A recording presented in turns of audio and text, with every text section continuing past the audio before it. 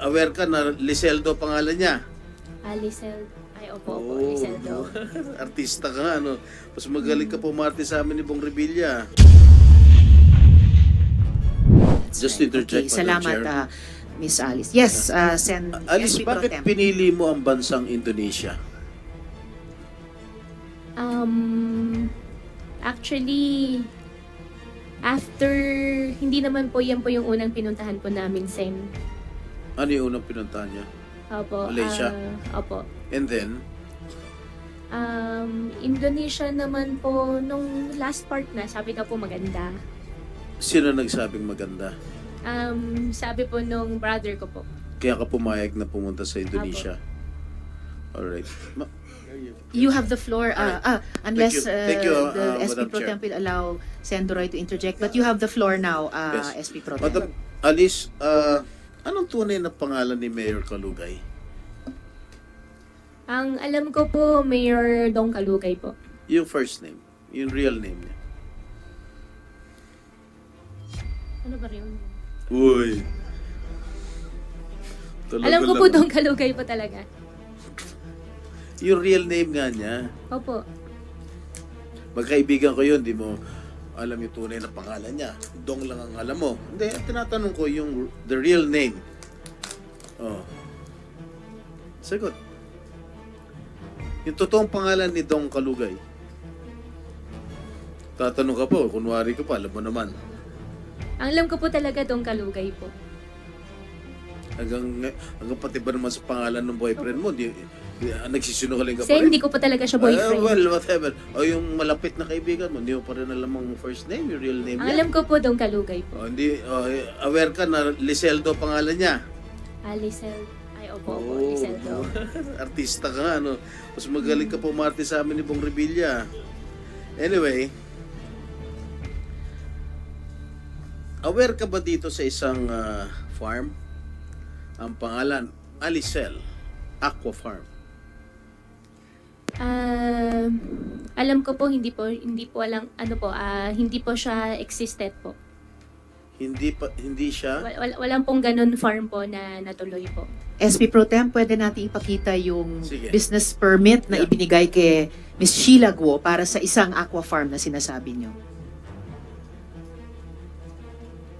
Okay. Kasi if you coin the name Alicel, Ali stands for Alice and Cel stands for Liseldo. Di ba? Okay ba? Ha? Tama? Baka nagkataon lang. Ha? Ano? Are you aware of that? Hindi ba kayo ang owner ni Alice Goo and Liseldo Katugay? Anong business po, Sen? Aqua Farm po. Hindi wala pa akong aqua farm po doon sa place po nila. Pwede ka, no? Comsec, palabas mo na yung yung business permit. Saan nakalocate yung Alicel Aqua Farm? Yung farm ninyong dalawa? Sen, hindi po siya natuloy. Wala po natuloy na aqua farm po. Wala natuloy? Wala po natuloy. Pero yung pangalan, alam mo? Aware ka? Yung pangalan, hindi ko na po maalala, Sen. Boy. Nakinoy yung dalawang pangalan ninyo. Alice, tsaka Liseldo. Hindi ko na po maalala, Sen. Talaga? Ang dami mong di maalala. O yan. Tignan mo. Pakiano nga. Malabo yung mata ko. Yan. Ang may-ari niyan sa DTI pala, Sheila Guo. But I heard that Sheila Guo denied owning this piece of property or farm. Hindi po siya Madam Chair, natuloy. if I may, Madam Chair, if I Yes, recall it right, Sen. Madam Chair, Joel. for the information of the body, I don't think Sheila Go denied it. She was just saying, Madam Chair, na she doesn't know anything about it Okay. because, and I quote, Madam Chair, and the records will bail me out, she was asked by Gua Huaping, aka Alice Go, to sign these documents, Madam Chair. She was asked by Alice Go to sign these documents. And so, siya yung nagpapirma kay Sheila Go ng mga dokumento dito sa Alicel Aqua Farm, Madam Chair. Based on the That's right, statements SP of Pro Tem. Senator Joel, do you confirm it na ikaw nagpapirma kay Sheila Go nitong dokumentong ito? Your Honor, Hindi mo malala. honestly, may ganun proposal pero hindi ko na rin maalala na natuloy. Hindi mo na kasi Pero yun farm pa, wala po natuloy dito yung sa farm. hearing ng last hearing ng committee ni Senator Risa, sinabi ni Senator Joel na sinabi ni Sheila Go na ikaw nagpapirma nitong particular na dokumentong ito. So you know that this is existing. Sen, ano po siya, siguro dun sa application po, pero yan Yes. po parang DTI certification na po siya. Is it true that you asked Sheila Go to sign this document to make it appear that she owns this farm? Sen, ano po siya, kung di po ako nagkakamali, certification na po siya. Doon po siguro sa DTI. registration po.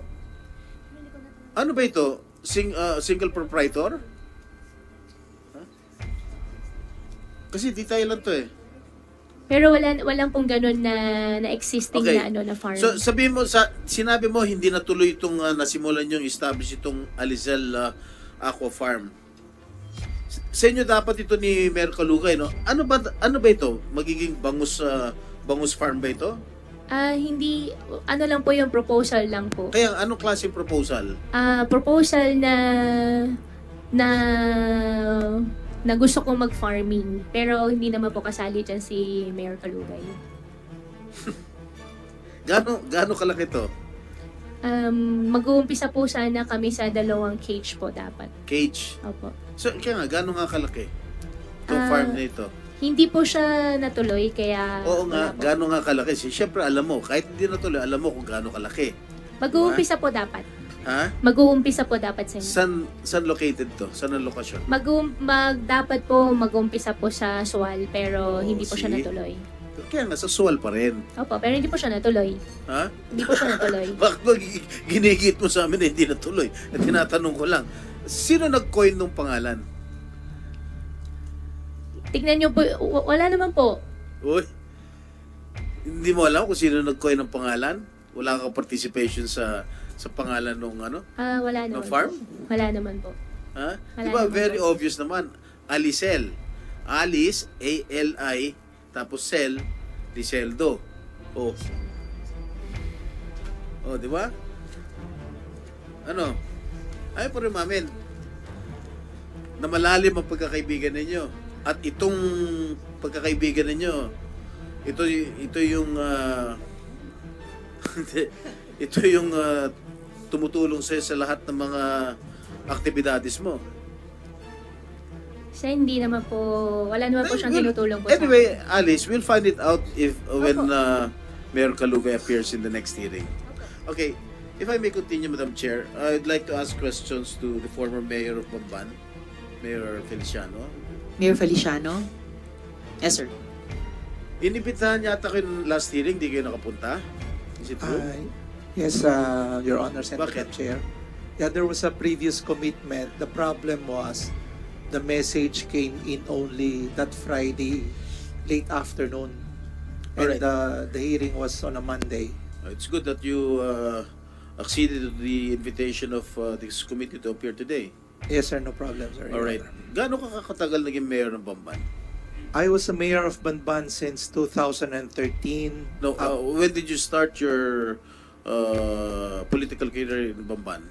I ran 2010. I lost. And then, That was the first time, yeah, 2010? that was the first time. Alright. For And then- mayor right away? Yes, sir, for mayor. And then? And then I got re-elected. I ran again 2013. You won? And then I won. Okay. And then I won for the next succeeding 2 terms again. So nag-graduate po ako up to 2022. 2022. Yes, Your So, you completed your 3 terms Yes, Your Honor. as mayor of Banban. Yes, Your Honor. Okay. Why did you endorse the candidacy of Alice Go for mayor to replace you? Because I I gathered information that there was a barangay captain who was supposedly going to run for mayor. And at nag-usap na raw kayo na siya yung next mayor na endorse nyo. And all of a sudden, you endorsed the candidacy of Alice Go. Is that right? Yes, sir. There was a barangay captain who Yes, wanted sir. to run for mayor, but Yes, sir. unfortunately, he did not get your endorsement. And instead, you endorsed the candidacy of Alice Go. Yes, sir. That's right. Yes. Why is that so? To make the long story short, yung barangay captain na yon, he was supposed to be my predecessor. Yes. But the problem was... Predecessor or successor? Successor pala, sorry. Successor. But the problem was, during my last term, I decided to run for congressman for the 3rd District. Did you run for congressman? Yes, I ran for congressman. Unfortunately, you lost. Unfortunately, I lost. Who was your opponent then? Kong Bong Rivera. All right. Okay. And Material. then, during the time that I was campaigning, he insisted that I don't run for congressman because I already endorsed Congressman Noel Rivera to him. So, ang nangyari doon, hindi ka pwede tumakbo kasi in-endorse mo na si Congressman Noel, hindi ko siya pwedeng iwanan. So sabi ko, that's not a problem with me. Kahit na ang mayor ko, ikaw, walang problema, dalawa yung congressman mo. But he insisted na hindi pwede, so siniraan nila ako. So on late notice, No, was that during the campaign period already? No, prior to that. Prior to yeah, that. prior to that, Wala pang filing ng COC. wala pa po. This Okay. was after already the pandemic. Okay. So when I decided to run for congressman, sabi niya, hindi pwede. Kailangan ako lang ang tatakbo, suportahan mo ko. Sabi ng barangay captain. Yes. Okay. So on my part, since wala po akong running mate on my town, I decided I had to have a running mate of myself. And considering the fact that Banban is only small, What is your population in Bamban? our population is around 80,000 and voting is around 40,000. By rule of thumb, kalahati. Yeah. Okay. And so after that, I needed somebody on my side. So ang nangyari doon, me as a former local chief executive, we local chief executive should be economic managers.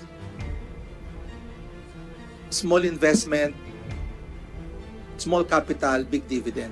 So in my town, when I took it over, Okay. Sige. Paano mo nakilala to si Alice Go? since she was fig farmer, Since you was a? pig farmer. Uh-huh. Meron sila pong pig farm sa Bamban. Okay. So on my second term, pumupunta na po siya sa opisina. Okay. So she was the one handling the On your detail. second term, did she express interest that she wanted to enter politics? No, nothing. Nothing at all. Nothing at all. Wala kang inkling na gusto niyang Wala. maging mayor. Wala po. So ano talaga siya noon? She was just an ordinary person that's coming into my office kana kumukuha ng mga permits. So when did you first meet her? Siguro 2016? When she went to your office or when you went to her farm? No, pumunta po sila sa office. Sino sila? Si Mayor Alice and the group of hog farmers po sa Bamban. Okay, and then what did you talk about? Yun nga, the problem with the business in the pig industry, since ang Bamban po is mostly an agricultural town, so there were certain things na kailangan i-address, yung foul smell, that's why Bamban is not progressing because of the foul smell in the area. And of course, since we need to increase the income of the town, I was lobbying for them to help us out. So that was the only time na nagkilala po kami, Your Honor. Okay, sa pagkakaalala ninyo, kailan nag-apply ang Baufulad ng permit sa Bamban? Baufulad started out for the reclassification of the land for lease rentals po. This was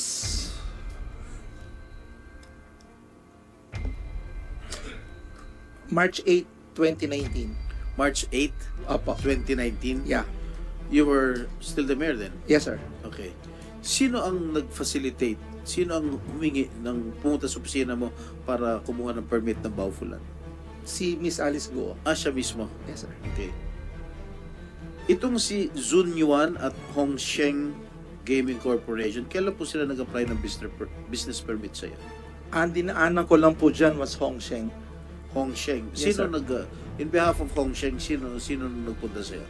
Sa Hong Sheng po, siya po yung nag-request din sa amin ng... Si Alice Go. Siya po. Sa tingin mo, anong participation niya sa Baufulan tsaka dito sa Hong Sheng Gaming? She was just an investor in my town that she bought the land and then she had investors under her arm to put in money in the town para patayo po yung mga buildings for lease rental po ng real estate property. May idea po ba kayo kung anong klaseng operasyon ang ginagawa niyo sa loob ng Baufu compound sa Bamban-Tarlac? Ay, wala po. Kayong nakuupong mayor? When I was mayor already, but just they got the loan from us and then excuse me? letter of no objection. Yeah. Who provided that loan? What do you mean, sir? Sino nag-issue ng loan? The Sangguniang Bayan po. During your time? During my so time. you approved it? No, hindi po ako. There was the Sangguniang Bayan approved the letter of no objection. This is Yes, the but resolution. of course, when they approve it, the mayor will also sign. I didn't sign the document, Your Honor.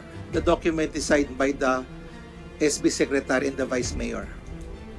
But you were, as mayor, aware ka dun. Yeah, I was aware, but I wasn't part of that document. I am part already of the building permits and the other things with regards outside of that reclassification, Your Honor. You mean to say you did not sign the... Is that an ordinance? It's a resolution, Your It's a Honor. resolution. Yes, Your Honor. The mayor doesn't sign the resolution when approved by the Sangguniang Bayan? The mayor doesn't sign the resolution, Your Honor. Only the vice mayor. Well, yung panahon namin, dumadaan sa amin eh.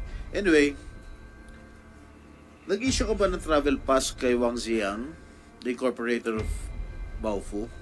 As I could recall, Your Honor, during the time of the pandemic, if a legitimate business owner comes to my office and asks for a travel permit in order to move out of Banban and coming to Banban because may negosyante sila, yes, probably I did, Your Honor. You did. Why? Your Honor, you're a businessman and then they need to travel back and forth to Fontana. But you didn't check his background?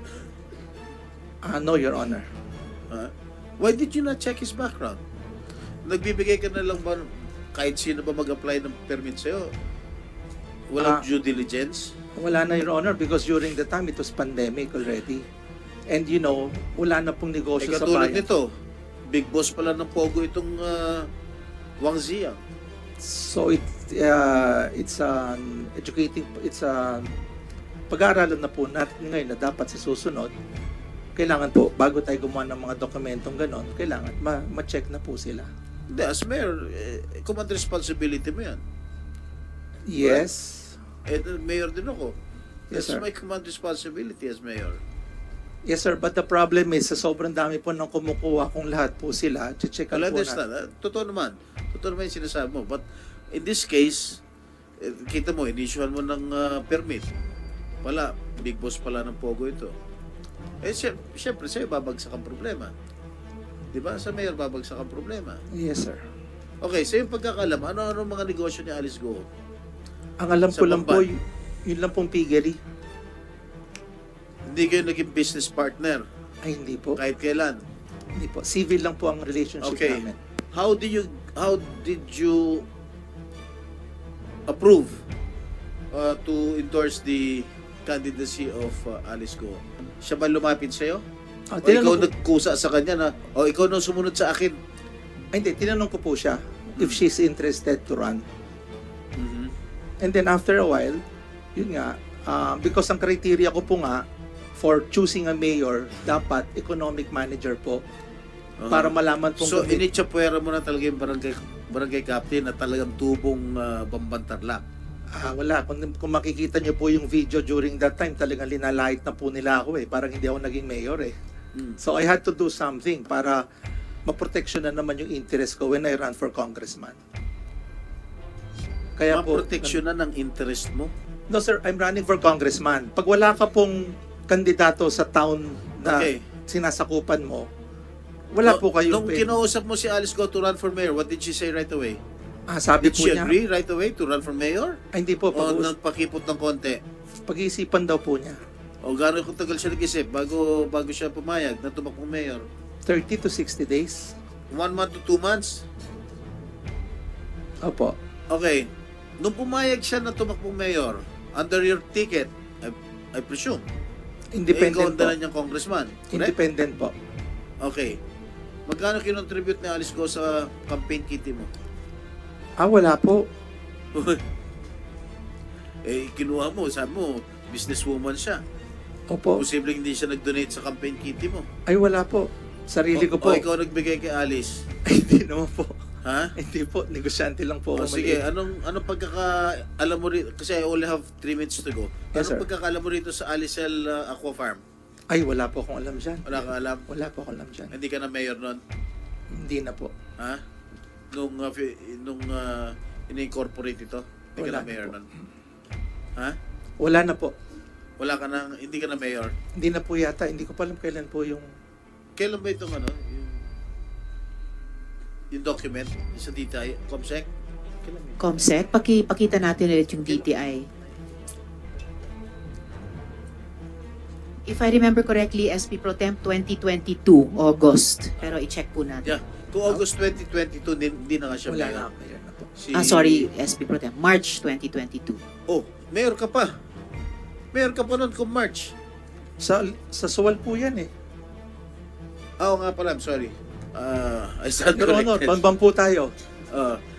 Hindi, pero wala kang kinalaman. Wala po. Ha? Wala. Hindi mo nakikita si Mayor Kalugay sa Bamban? I was just able to meet him sa LMP one time. Sa LMP? Yes po. Na magkasama sila ni Mayor Alice? Ay, hindi po. LMP po yun. Dito po sa Marriott yun eh. Ha? Sa Marriott po. O siya, naging presidente ako ng LMP. Sa convention ng lahat ng mga presidente. Opo. Oh, hindi kayo nagkakasama ni Mayor Hindi po. Kalugay. Hindi po. Pero kilala mo siya personal? No, civil lang po. Civil lang. Opo. So wala kang alam sa dalawa? Wala po. Sigurado ka? Opo.